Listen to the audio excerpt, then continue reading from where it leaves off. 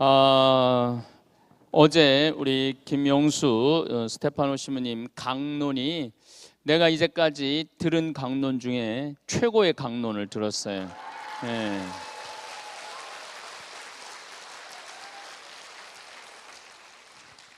정말로 많이 묵상하시고 많이 기도하신 게 구구절절히 느껴지더라고요.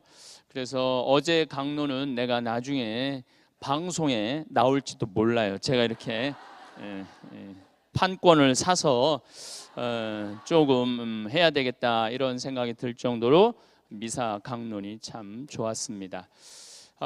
많은 분들이 저한테 이렇게 말하는 분들이 있습니다. 신부님은 아까도 오래 사셔야 된다고, 신부님은 아주 특별한 분이라고. 그런데 하느님한테 특별한 사람은 없어요. 여러분들도 모두 하느님한테 특별한 사람이에요. 어제 신앙 간증을 잠깐 들었을 때도 하느님은 저 같은 사람에게도 역사하시겠지만은 여러분들 한 분 한 분에게도 역사하시는 분이 하느님이세요. 그래서 여러분들이 온 마음으로 하느님을 만나고 하느님의 역사하심, 하느님의 이끄심을 느낄 수만 있다면은 이 세상이 참 의미 있고 재미있고 행복하실 거예요. 또 여기 계신 분들 중에 많은 분들이 옛날에 내가 그렇게 하지 말았어야 되는데 그때 내가 왜 그 죄를 졌지? 과거는 묻지 마세요. 아무리 과거를 돌이킬래야 돌이킬 수가 없는 거예요. 어떻게 내가 아무리 나쁜 죄를 졌다 하더라도 그걸 돌이킬 수가 없잖아요. 이 과거에 죄에 젖어 있다면은 미래로 나갈 수가 없는 거예요. 미래로. 그래서 과거는 묻어두는 거예요. 또 과거를 가장 잘 잊어주시는 분이 누구냐면 예수님이에요. 예수님. 그 모든 걸 덮어주고 감싸 안아주시는 분이 예수님인데, 내가 자꾸 과거에 연연하다 보면은 오늘이 즐겁지 않아요. 지금이 즐겁지 않아요. 오늘이 안 즐거운 분들은 내일도 즐거울 수가 없죠. 그러니까 여러분들 이번 성령례를 통해서 혹시라도 내가 그때 왜 그랬을까? 이거는 그때 그 땅을 사뒀어야 되는데 이거는 진짜 정말로 이건 왜 그랬을까는 훨씬 나은데 그때 그 땅을 이분은 아직도 정신 못 차리고 있는 분들이에요. 그래서 오늘 지금 현재가 아주 중요하다는 거 잊지 마시기 바랍니다. 저는 김연아 선수를 참 좋아합니다. 2010년 밴쿠버 동계 올림픽 때 금메달을 땄어요. 20살밖에 안 된 이 아가씨가. 그런데 전 세계에 카메라가 비치고 있는데 금메달 태극기가 정중앙에서 딱 올라갈 때 성호를 딱 긋잖아요. 내가 왜 좋아하겠어요? 성호를 그니까 좋아하지. 뭐 달래 좋아하겠어요. 예. 근데 사실은 우리가 이 성호를 긋는다는 거는 그리스도를 증거하는 거야. 나는 그리스도의 사람이라는 거, 주님은 나의 주인님이라는 거 증언하는 거예요. 근데 사실 우리가 이렇게 뭐 여기서는 막 정말로 신앙을 막 드러내도 되는데 바깥에 나가면은 외계인하고 밥 먹을 때 사실 성호 긋기 참 용기가 잘 안 나요. 딱 긋고 먹기가. 또 더욱이 외교인인데 좀 높은 자리에 있거나 무슨 기관에 있는 사람들하고 밥 먹을 때 딱 성호 긋고 먹기가 참 어려워요. 좀 양심적인 교우들이 허벅지에 딱 긋고 먹죠. 양심적인 교우들이 허벅지에 딱 긋고 먹죠. 예. 용기는 안 나고 예수님한테 미안하니까 예수님. 그런데 전 세계에 카메라가 비치고 있는데 그 20살밖에 안 된 아가씨가 그 성호 긋는 거 쉽지 않아요. 너희가 세상에서 나를 안다고 증언하면 나도 하늘나라에서 너를 안다고 증언할 것이다. 우리가 바깥에 나가고 내가 그리스도인이라는 거 증언하는 거 참 중요합니다.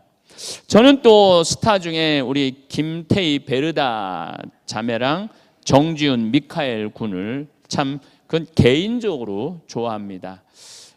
제가 지난 1월 19일 날 둘의 혼배를 가해동 성당에서 주례를 해줬어요. 이 친구들이 나한테 와서 그런 얘기를 하는 거예요. 신부님, 저희들은 스포트라이트 받고 싶지 않다는 거예요. 뭐 B는 뭐 세계를 움직이는 백인의 연예인에 속하는 월드스타라고 그러고, 김태희는 뭐 대한민국에서 이쁘다 그러면 김태희, 나도 김태희처럼 태어났으면 뭐 이 농담삼아 늘 하는 이 둘이 얼마나 많은 카메라, 얼마나 많은 언론에 관심을 받겠어요. 그런데 이 둘이 하는 얘기가 그런 거에 관심을 받다 보면 우리 둘만의 사랑의 이 약속을 못 한다는 거예요. 정신이 없어서. 그래서 우리는 그런 거 하나 없이 예쁜 성당에서 하느님 축복받고 싶다고. 그리고 실질적으로 성당이 화려하지도 않았어요. 화려하다는 건 뭐냐면 꽃꽂이 협찬사에서 막 해준다고 그러는데 싫다고. 성당 제대 꽃꽂이 회원이 해주는 대로 우리는 하겠다고. 그래서 성당 제대 꽃꽂이 회원이 하고 난 다음에 딱 보는데 우리 김태희랑 지훈이가 딱 너무너무 놀래더라고요. 그 꽃꽂이한 자매가 내가 이렇게 대단한 사람들을 꽃꽂이를 했다고 너무너무 놀래더라고요.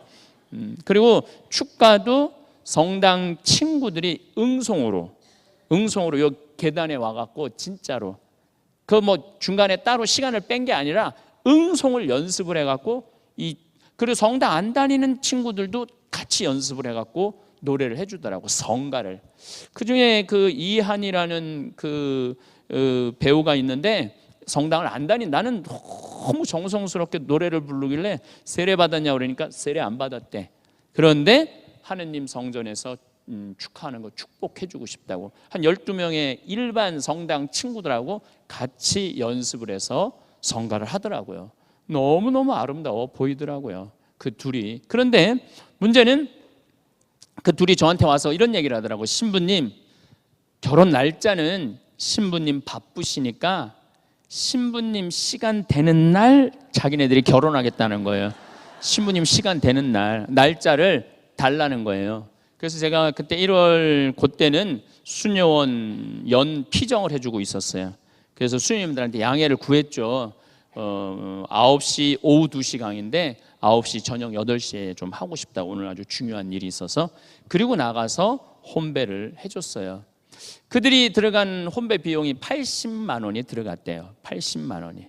그래서 저는 혼배 끝나고 난 다음에 항상 공지사항 때 숙제를 내줘요. 둘만 행복하면 그건 행복이 아니다. 여기 표어가 전하자 주님 사랑, 나누자 이웃 사랑이라며요. 그런데 둘만 행복하면 행복한 게 아니다. 신혼여행 갔다 와서 복지기관에 가서 떡 2말 해갖고 갖다 주고 영수증 받아와야지 결혼이 완성된 거다. 제가 그렇게 얘기를 했어요. 그런데 뭐 신혼여행도 못 갔죠. 뭐 그때 아주 나라 상황이 너무너무 안 좋다고 자기네들 화려한 신혼여행도 안 가겠다고. 그래서 신부님 연락이 왔어요. 미카엘 우리 비군이, 신부님 저는 고아원을 가고 싶은데 요즘 애들은 인절미 안 먹습니다. 피자하고 치킨 어떤가요? 그래. 그래, 피자하고 치킨 갖고 갔다 오라고. 그랬더니 한 1000명 정도 되는 데를 다 하고 저한테 왔더라고요. 얼마나 아름다워요. 그들이 이렇게 요새 스몰 웨딩이라고 그러는데 그렇게 함으로써 많은 사람들이 성당에서, 요즘 그런데요. 엄마 나 예식장에서 할까 성당에서. 야, 비하고 테이도 성당에서 했다는데 네가 뭔데 예식장에서 하냐. 얼마나 좋은 모범을 보여줘요. 근데 또 제가 좋아하는 스타가 또 한 명 있어요. 이보미라는 골프 선수예요. 이 선수는 일본에서 활동하는 선수예요. 2015년, 2016년 올해 선수상, 올해 상금왕. 2년 동안 100억을 벌었대요. 100억을. 일본에서는 거의 뭐 아이돌급 슈퍼스타예요. 근데 이 선수는 우승을 할 때마다 트로피를 딱 받고 난 다음에 딱 2손을 모으고 성호를 긋는 거예요. 아니, 내가 왜 좋아하겠어? 성호를 크니까 좋아하지. 아니, 골프 선수들이 한둘이에요.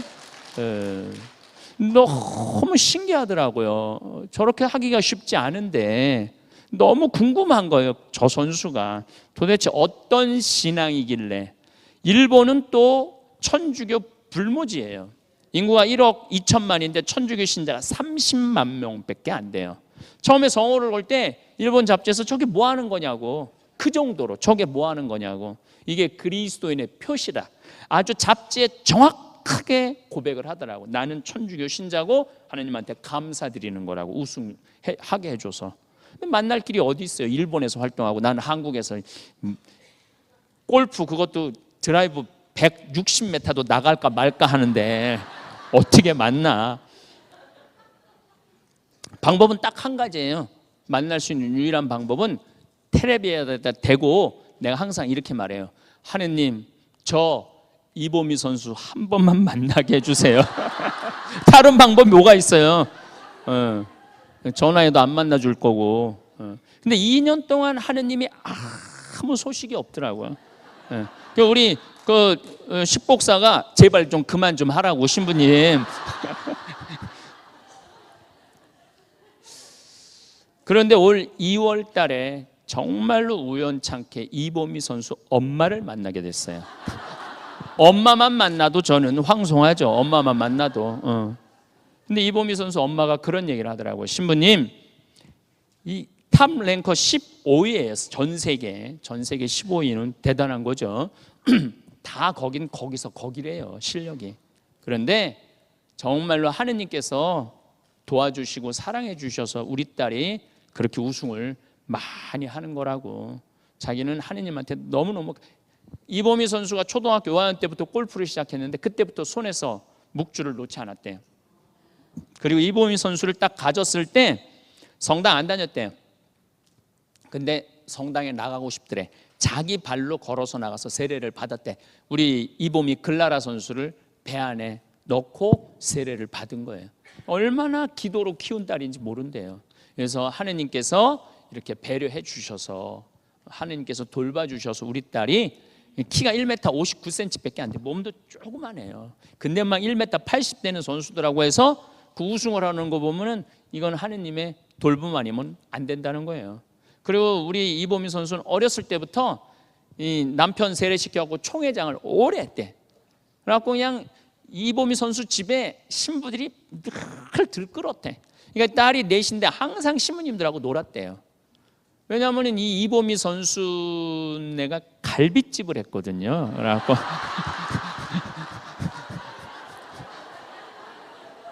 그래갖고 그냥 신부들이 맨날 들끓었고, 총회장 안 한다고 그래도 계속 시켜놓고 계속 갈비집에 와서 갈비 먹고, 그랬대요. 그래서 지금도 그렇게 많은 신부님들을 알고 있고 많은 신부님들이 기도를 해주고 있더라고요. 얘기를 들어보니까.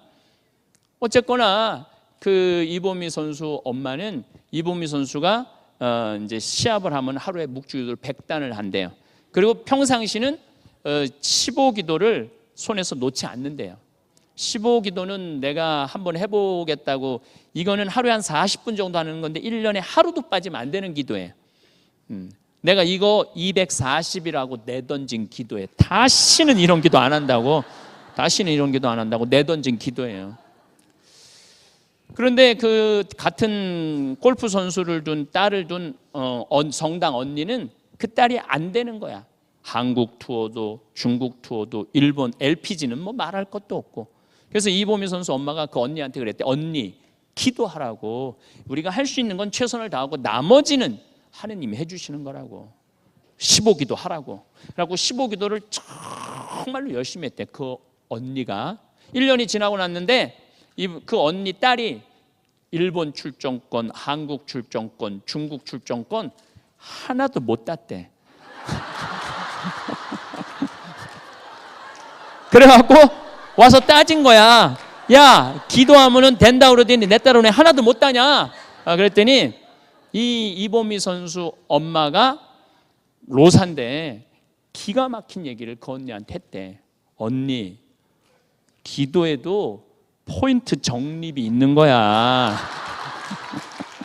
언니는 아직 포인트가 다 안 된 거야. 1년 더 해봐. 그래갖고 정말 그 말을 듣고 그 언니가 작년 1년을 더 한 거예요. 올해 중국 출전권을 따갖고 시합을 하는데 성적이 아주 좋더라고요. 보니까 제가 그 얘기를 듣고 너무너무 많이 깨달았어요.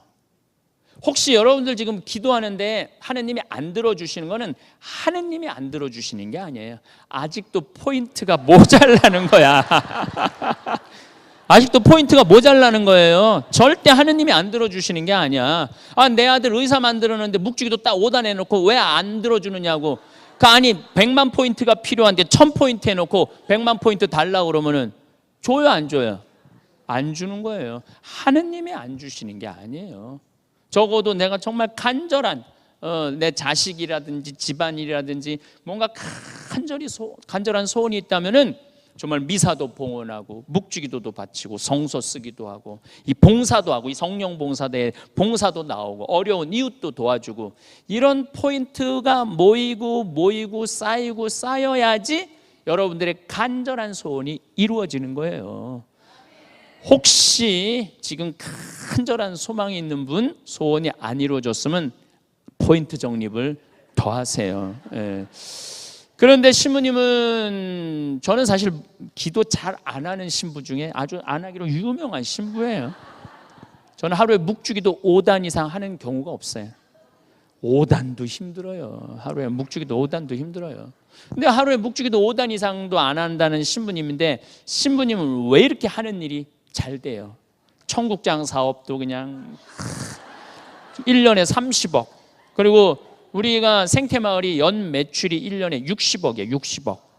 어마어마하게 60억이면은 하루에 2천만 원 들어오는 거야. 하루에 2천만 원. 그리고 잠비아도 대통령한테 1,000만 원 달라고 그래갖고 1,000만 평 달라고 그래갖고 1,000만 평 땅도 없고 할머니가 돈도 200억 기증하고 또 그 할머니가 과천에 무슨 그 건물 하나 기증했는데 거기가 재건축이 걸려갖고 값이 2배로 뛰었어. 아니 신부님 왜 이렇게 하는 일마다 잘 되세요? 묵주기도도 5단밖에 안 한다는 신부님이. 근데 여러분들 모르는 게 있어요. 포인트 중에서도 패밀리 포인트가 있는 거야. 패밀리 포인트가.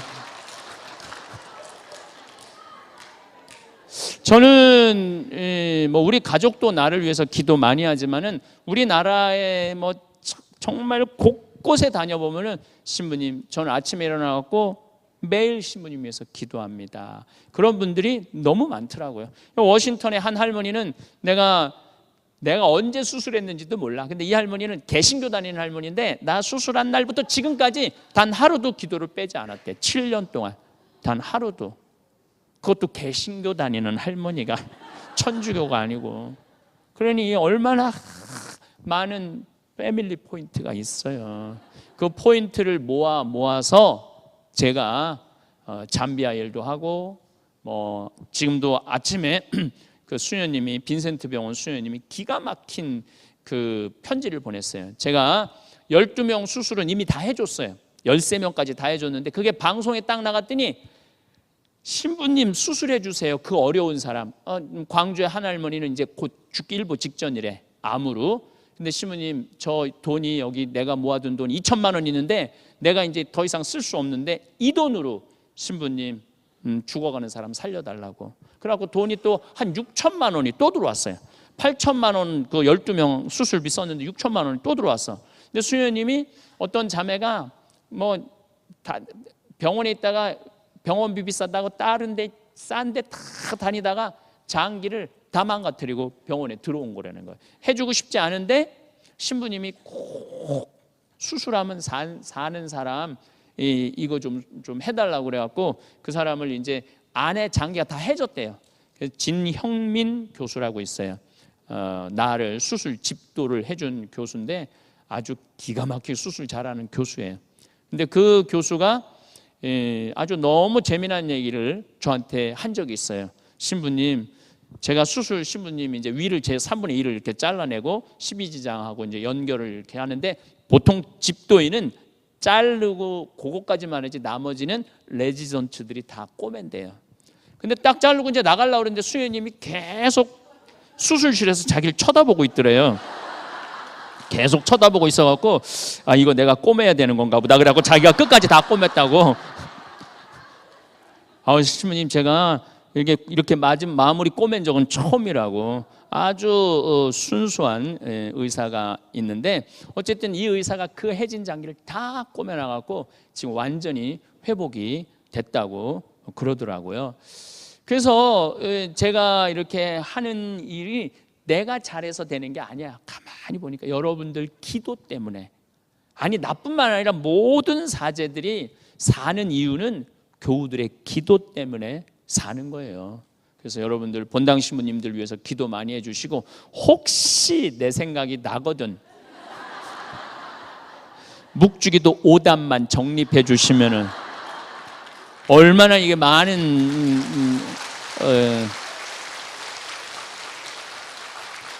제가 포인트를 그러니까 애틀란타에서 또 포인트를 많이 확보하고 난 또 가는 거예요. 얼마나 신나요.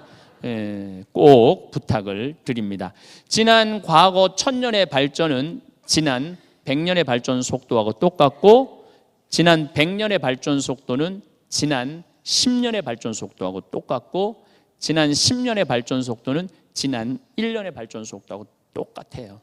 며칠 전에도 잠깐 지나가면서 인터넷 검색을 하는데 내 얘기가 나오더라고요. 그만큼 이 기술의 발전 속도, 사회의 변화 속도가 엄청나게 빠르다는 거예요. 근데 문제는 세상은 엄청나게 변하는데 안 변하는 사람들이 있어. 진짜로 안 변하는 사람들이 있어요. 세상이 어떻게 돌아가는지 이렇게 돌아가는지 저렇게 돌아가는지 누가 안 변하느냐 하면은 미국으로 이민 온 6, 7, 80대는 하나도 안 변해.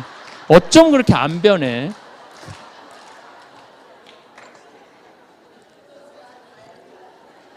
보면은 그분들하고 얘기해 보면은 70년대 이민 온 분들은 70년대 한국만 생각하고 앉아 있어요. 80년대 이민 온 분들은 80년대 한국만 생각하고 있고 90년대 이민 온 분들은 IMF 때 쫄딱 망했을 때 개념만 갖고 있는 분들이 참 많더라고요. 한 번은 어디서 시카고 쪽에서 뭐 농담 삼아 얘기를 하는데 시카고는 눈이 많이 온대요. 시카고는 눈이 많이 와갖고 여기 미국은 눈 일기예보가 딱 하면은 눈 제설차들이 눈 떨어지기 전에 딱 길에서 기다리고 있대요. 떨어지면서 다친대요. 떨어지면서. 근데 그분은 70년대 이민 온 분이야. 근데 한국은 뭐 강원도에 제설차 2대밖에 없다는데 우리는 눈 떨어지기 전에 다친다는 거예요. 근데 제가 강원도 사람이거든요. 평창. 강원도 평창도 눈 떨어지기 전에 제설차들 기다리고 있다가 쳐요. 동네마다 제설차 다 있어갖고 이렇게 새벽에 이렇게 하면 제설차 치는 소리가 다 들려요.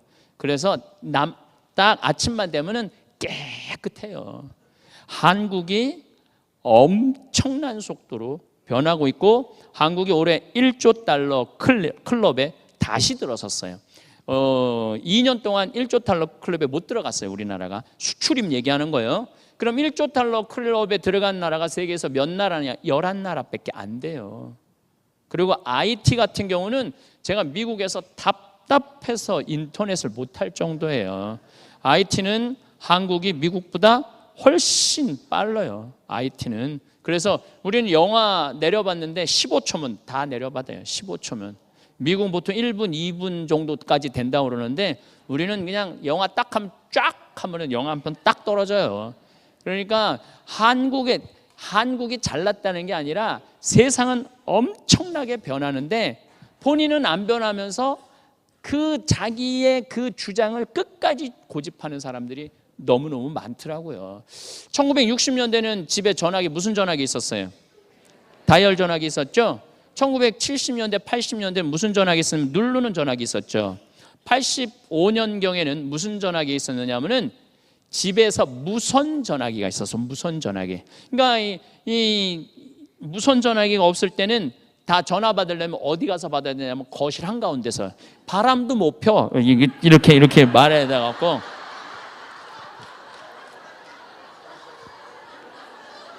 그런데 1980년대 중반에는 전화가 오면은 아들 안방 굳이 거실까지 안 나와요. 자기 아들 방에 전화기 던져주면 전화 받으라고. 세상이 확 변하는 거예요. 근데 80년대 후반에는 휴대폰이 나왔어요. 모바일 폰, 셀룰러 폰이라는 게 나왔어요. 이거는 집 밖에서도 전화를 할 수 있는 거야. 엄청난 변화죠. 집 밖에서, 차 안에서, 어디선 전화를 할 수 있는 이 혁명이 시작된 거죠. 혁명이. 그런데 2004년에는 뭐가 나왔느냐 하면 스마트폰이 나왔어요. 이 스마트폰 안에는 모든 게 다 들어가 있는 거예요. 텔레비전, 인터넷, 사진기, 비디오, 라디오, 뭐 안 들어가 있는 게 없어요. 다 그걸로 뭐 은행 업무도 이제 은행도 거기 다 들어가고, 내년부터인가 한국은 통장을 발급하지 않아요. 예, 통장을 발급하지 않고 조금 있으면은 모두 발급하지 않으면 동전도 발급하지 않아요. 동전이 없어요. 이제 한국은 동전 없어요. 왜냐하면 남는 거는 다 휴대폰에 저장하는 거예요. 그리고 미국도 아마 그런 시설이 돼 있더라고 보니까. 한국은 요즘 결제를 어떻게 하면 되냐면은 계산기에 이거 전화기 딱 올려놓으면 그냥 계산돼요. 예. 이것만 들고 다니면은 돈이 필요 없는 세상이 다가오고 있죠. 그런데 우리 지금 갤럭시 스마트폰 나오고 난 다음에 갤럭시 1, 2, 3, 4, 5, 6, 7, 8까지 나왔어요. 8까지. 근데 우리 이 60대, 70대, 80대 할머니는 갤럭시 1이나 8이나 거기서 거기야. 거기서 거기야. 그게 뭔지 몰라. 이거 어떻게 써야 되는지 몰라. 제가 명동에 가끔 이제 강의하러 올라가면은 할머니들이 길에서 밥 먹으러 명동 갔다가 길거리에서 딱 나를 만나면 너무 반갑잖아요. 신부님, 이런 길에서 신부님을 만나다니. 그러면서 신부님 우리 사진 찍자고. 그래서 4명이 이제 사진을 찍자고 그러면은 막 네가 찍어. 그럼 아니 나 이거 잘 몰라. 그럼 네가 그래도 내가 보긴 제일 똑똑한 할머니한테 네가 찍어 그러면은 그 할머니가 딱 사진을 들고 내가 웃고 있으면 딱 누르면서 하는 말이 있어요. 신부님, 그런데 왜 내가 나와? 왜 내가 나와?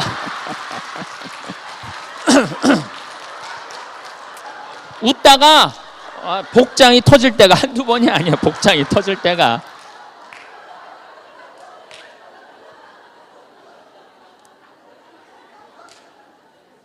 사실은 요즘은 태어나는 애들도 이러면서 태어나요. 이러면서 태어나는 애들도.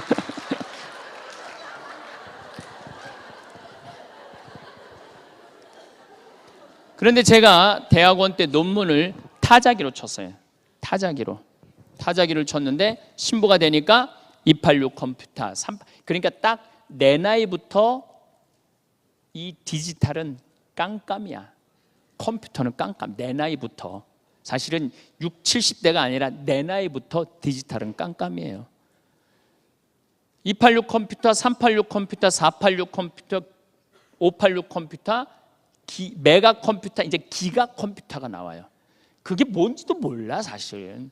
세상은 너무너무 빠른 속도로 변하는데 나는 안 변하는 거야. 또 근데 미국에 와보니까 더 답답한 거는, 미국 사람들은 보니까, 미국에 와 있는 한국 사람들은 왜 더 답답하냐면 미국 책도 안 읽고 한국 책도 안 읽어.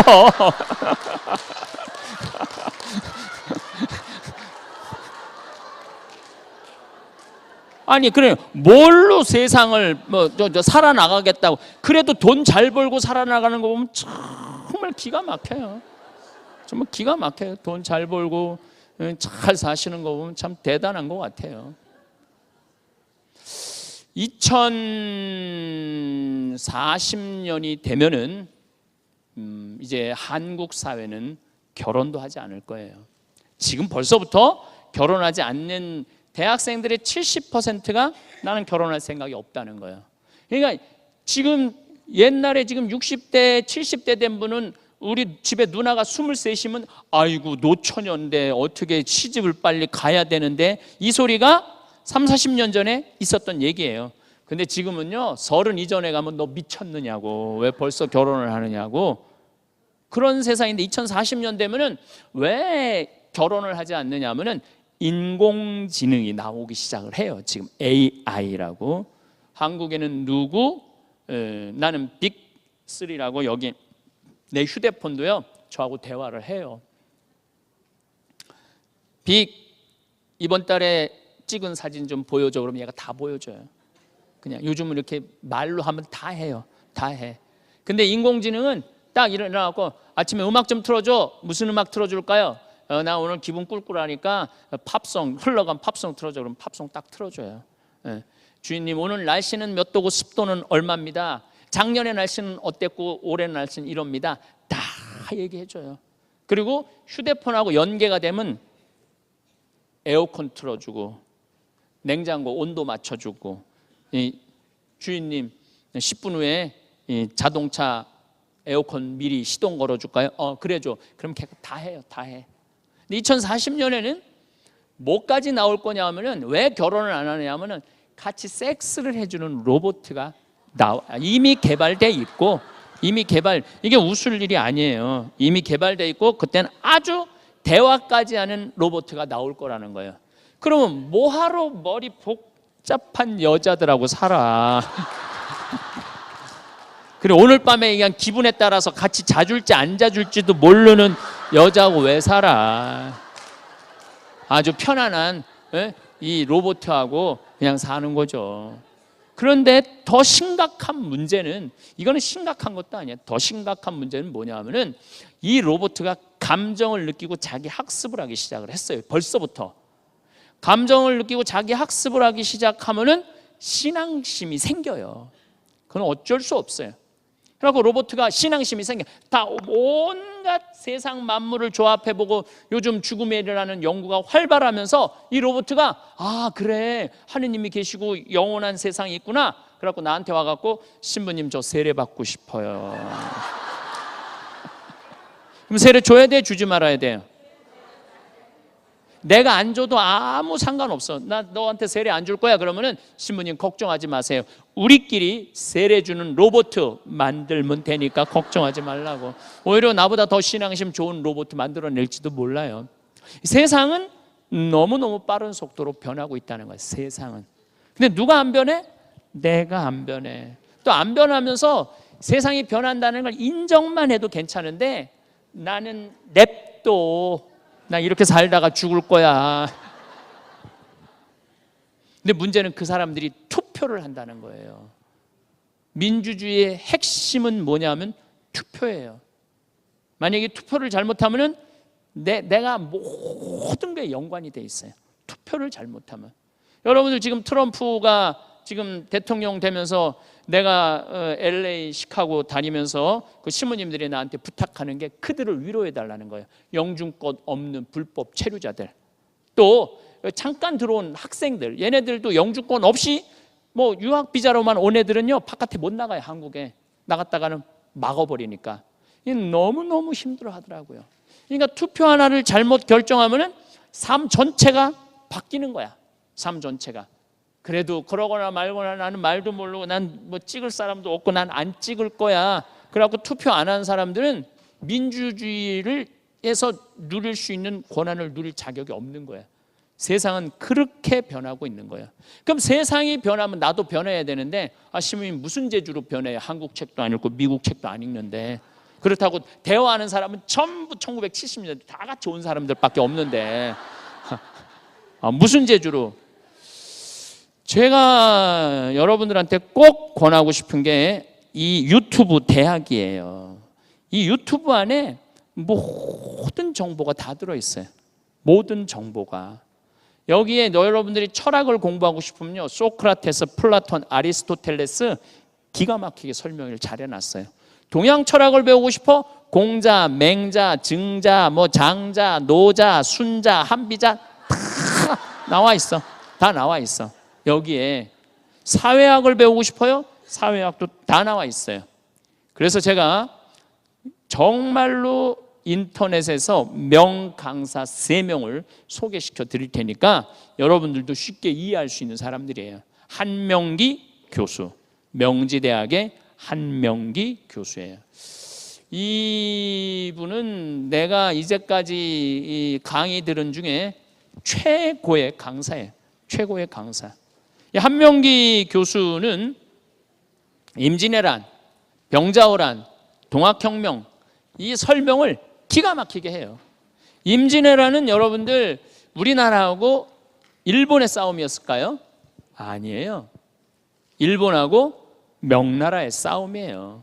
근데 우리한테 길을 터달라고 그랬는데 우리는 명나라의 속국이었어요. 쉽게 말하면은 주종 관계예요. 우리는 터줄 수가 없었어요. 그래갖고 일본이 우리나라 땅을 얼마나 유린을 했어요.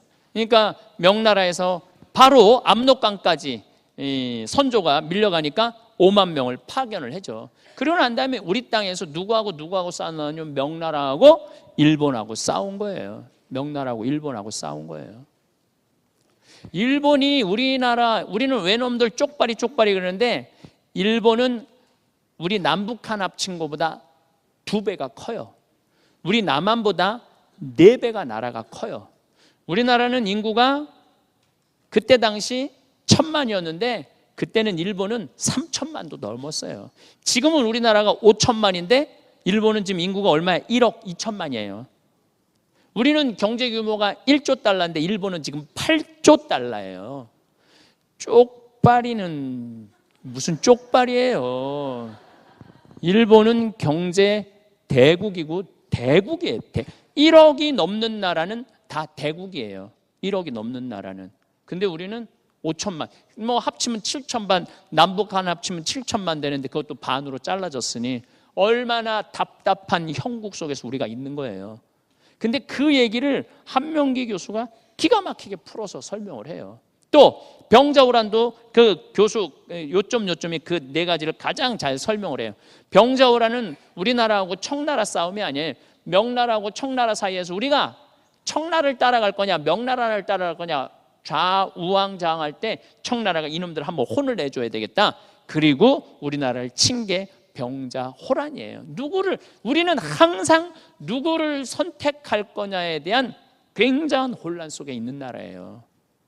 그걸 우리가 알아야 돼. 근데 우리는 그런 거에 대해서 몰라.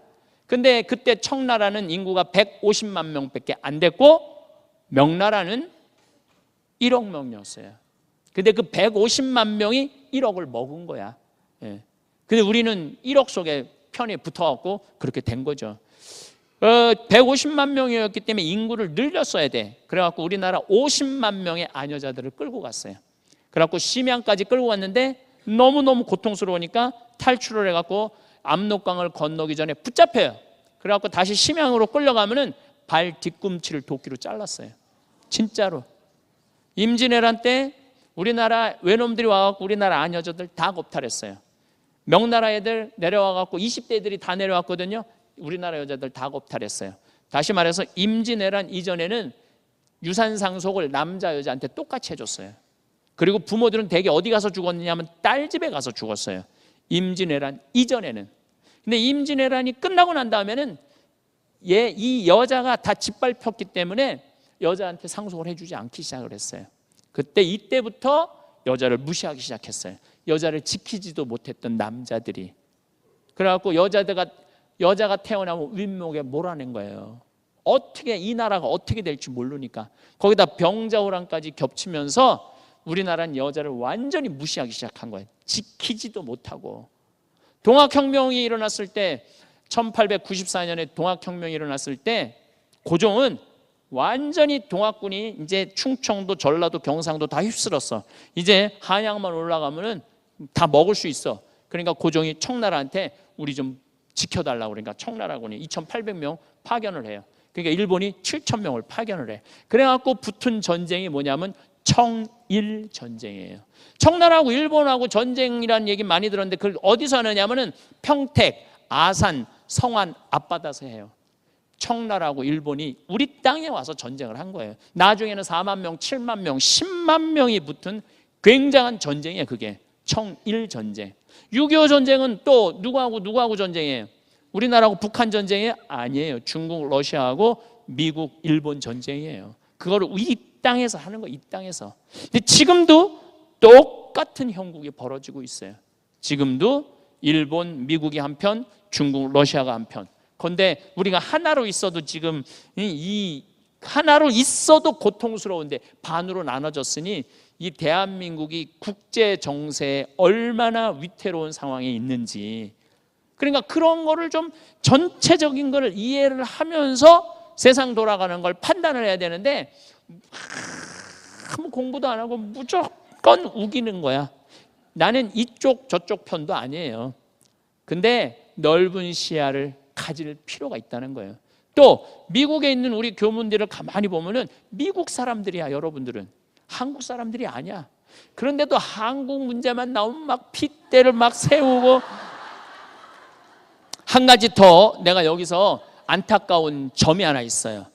본당 신부가 나하고 정치적인 의견이 다르다고 신앙을 버리는 사람들이 있어요. 나는 성당 안 나온다고, 다시는 이제 이런 성당 안 나온다고. 아니 어떻게 이 세상 임금이랑 온 세상 임금하고의 문제에 있어서 그 조그만 정치적인 문제로 나는 냉담한다고 선언을 해. 그 사람은 생각이 다른 사람이에요. 하느님의 일과 사람의 일을 구분하지 못하는 사람이에요. 성당에 왜 나오는 거야? 아무리 그런 문제가 있어도 하느님하고 관계는, 인간의 관계는 아무 문제도 아니야. 어제 복음인가? 베드로가 그러죠. 어제 복음인가? 그제 복음이었나 보다. 어제 복음이었나? 사탄아 물러가라. 사탄아 물러가라. 너는 하느님의 일을 생각하지 않고 사람의 일만을 생각하는구나. 근데 성당 나와갖고 만약에 본당 신부가 한국의 정치적인 문제를 내 마음에 안 들게 하면은 다른 성당 가면 되잖아. 다른 성당 가면 되잖아요. 굳이 냉담까지 할 필요는 없잖아요. 근데 우린 구분을 못 하는 거야. 그러니까 내가 지금 누군지를 모르고 뭐하러 성당에 나오는지를 모르고 사는 사람들이 너무너무 많아요. 그건 사람의 일이잖아. 사람의 일에 왜 하느님 냉담을 한다고 그렇게 얘기를 해? 그건 말도 안 되는 얘기가 그냥 벌어지고 있는 거예요. 그게 왜 그러느냐? 객관성이 떨어지기 때문에 그래요. 객관성이 너무너무 주관적이라 그래요. 두 번째 추천하는 교수는 장하성 교수예요. 고려대학 경제학과 교수. 이 교수의 강의는 그냥 지금 현상의 경제를 얘기하는 게 아니야. 유럽의 프랑스 혁명의 미국의 모든 거를 종합한 강의예요. 이 강의를 들어보시면 여러분들이 시야가 굉장히 넓어질 거예요. 한국은 지금 기업 사내 유보금이라는 게 있어요. 기업에서 돈을 싸두는 게 있어요. 기업에서. 근데 저도 사실은 저도 세금을 내는 CEO죠. 근데 돈을 싸놓기 시작하면은 엄청 싸놓을 수 있어요. 정말로 1년에 20억, 30억도 싸놓고 5년만 싸면은 100억, 200억도 싸놓을 수 있어요.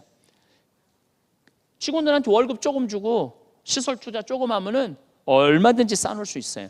근데 우리나라는 지금 기내 사내 유보금이 700조가 쌓여 있어요. 700조가.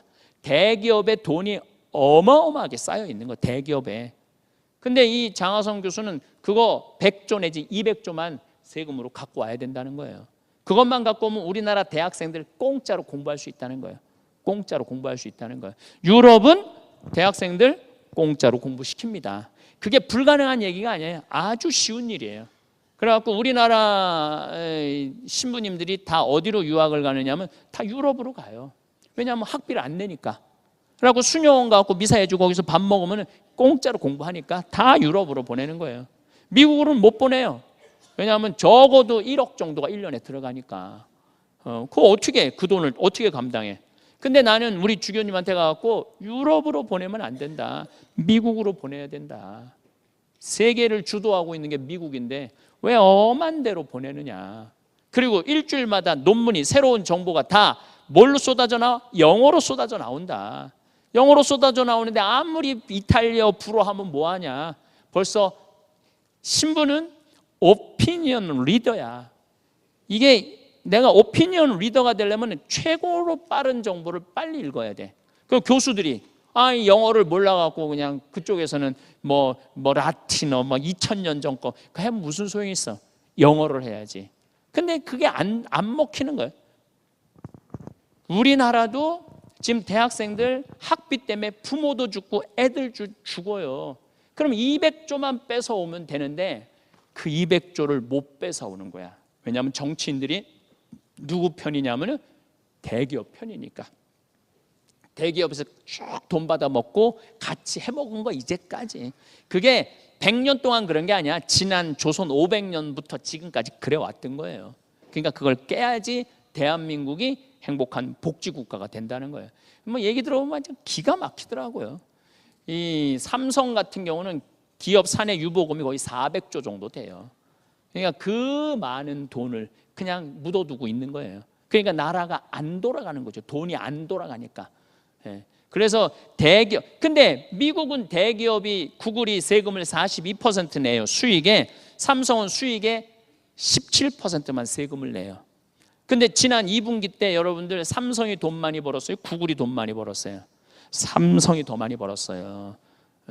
그래서 내가 한국을 잘 모른다는 거야. 구글보다 지난 2분기는 삼성이, 휴대폰 파는 게 아니야. 삼성은 반도체, 모든 반도체를 다 잡고 있어요. 그러니까 모든 디지털을 대한민국이 잡고 있다고 해도 틀린 거야. 일본은 지금 계속 망가지고 있어요. 도시바 망가지고 소니가 삼성에 떨어진 지 10년이 넘어요. 아무리 따라잡으려고 해도 이젠 따라잡을 수가 없어. 일본이 한국은 못 따라잡아요 이제는. 그래갖고 일본이 포기하는 게 너무, 휴대폰은 일본은 포기했어요. 아무리 하려고 해도 한국을 따라잡을 수가 없는 거예요. 유일하게 휴대폰 양대 산맥은 미국하고 한국에, 이제 중국이 좀 따라오기는 하지만은 어쨌든 이 장하성 교수 강의를 들어보면은 그런 비전이 열린다는 것. 또 하나, 서울대학의 최인철 교수 강의. 이 교수 강의는 잘 들어보시면 참 좋아요. 이 교수는 행복하려면 여행을 가라. 행복하려면. 인생은 별거 없다. 여행을 가라. 근데 이거는 최인철 교수가 이런 말을 해요. 자기가 공자님, 석가모니, 예수님, 철학자, 사회학자, 심리학자 모든 사람들의 강의를 종합해본 결과 행복하려면 여행을 가라는 거예요. 여행을. 근데 여러분들 30살부터 60살까지 죽어라 돈만 벌었어. 근데 60살에 딱 죽을 때가 됐는데 인생 돌아와 보니까 돈만 버는 것 같아. 그 인생이 의미가 있을 것 같아, 없을 것 같아요? 의미가 없어요. 인생은요, 추억이 있어야 돼요. 그때 내가 나이아가라 폭포 갔었지. 그때 이과수 폭포 갔었지. 그때 그랜드 캐년 갔었지. 요세미티 공원 갔었지. 이게 인생의 추억이야. 내가 이스라엘 성지순례 갔었지. 돈은 왜 벌어? 내가 행복하려고 버는 거 아니에요? 행복하려면 뭘 해야 돼? 돈을 써야지. 쓰는데 어디다 써? 여행 가는데 쓰라는 거예요. 여행 가는 사람은 행복하다는 거예요. 근데 한 번도 여행을 안 간 사람은 행복하지 않다는 거예요. 제가 많은 분들한테 또 많은 분들을 데리고 여행을 다녀봐요. 근데 뭐 지난번에도 성지순례 200명 이스라엘 성지순례 데리고 갔어요. 근데 정말 15, 30년 동안 모셔갖고 허리가 다 굽은 사람들도 있어. 근데 성지순례 딱 가고 난 다음에 두 말도 없어. 신부님 30년 동안 고생 보상받은 것 같아요. 너무 행복해요. 딱 한 번으로. 근데 우린 죽을 때까지 돈만 모으다 죽는 어리석은 사람들이 많아요. 써. 너무 쉽잖아요. 써. 왜 그걸 못해? 그리고 최인철 교수의 말은 행복하고 싶으면 행복한 사람 옆에 있으라는 거예요. 참 중요한 말이에요. 행복하고 싶으면 행복한 사람 옆에 있으라는 거예요. 여러분들 옆에 누가 있는데 난 너무 사는 게 힘들어, 난 너무 사는 게 괴로워, 내가 왜 여기까지 와서 이 고생을 해야 되는지 몰라. 그 사람 옆에 있으면 나도 왠지 우울해지고 같이 울어야 될 것 같고 그래. 근데 딱 와갖고 아무리 옆에 내 상황이, 내 인생이 힘들어도 난 너무 즐거워, 난 너무 감사해, 이렇게 새끼 먹는 게 행복해, 나 두 다리 두 발로 걸어 다닐 수 있는 게 너무너무 감사해. 그럼 이 사람 옆에 있으면은 왠지 나도 좀 힘이 나고 그러는 것 같아. 그래, 행복하려면 누구 옆에 있어야 돼? 행복한 사람 옆에 있어야 되는 거예요. 행복하려면은. 우리 생태마을 같은 경우가 정말로 경치도 너무 아름답지만 많은 사람들이 와요. 오늘은 생태마을이 월요일 날 저녁이에요. 근데 계속 요새 내년 거 예약을 받거든요. 생태마을. 그런데 1일 날은 예약금 2천만 원 들어오고 2일 날도 2천만 원 들어오니 주일 날은 1천만 원. 주일 날은 전화가 잘 안 오거든요. 오늘은 얼마가 들어왔냐? 5천만 원이 들어왔어요. 예약금이. 그러니까 내년께 9월 10일이면 마감이 거의 돼요. 그런데 사람들한테 물어봐요. 아니 여기 뭐가 있다고 이렇게 많이 오느냐고. 딱 한마디에 신부님하고만 있으면 웃음이 난다는 거예요. 그거는 돈의 가치가 아니라는 거죠. 돈의 가치가. 행복하려고 그러면은 행복한 사람 옆에 있어라. 그래서 여러분들 유튜브를 아주 편협하게 시청하지 마세요. 저는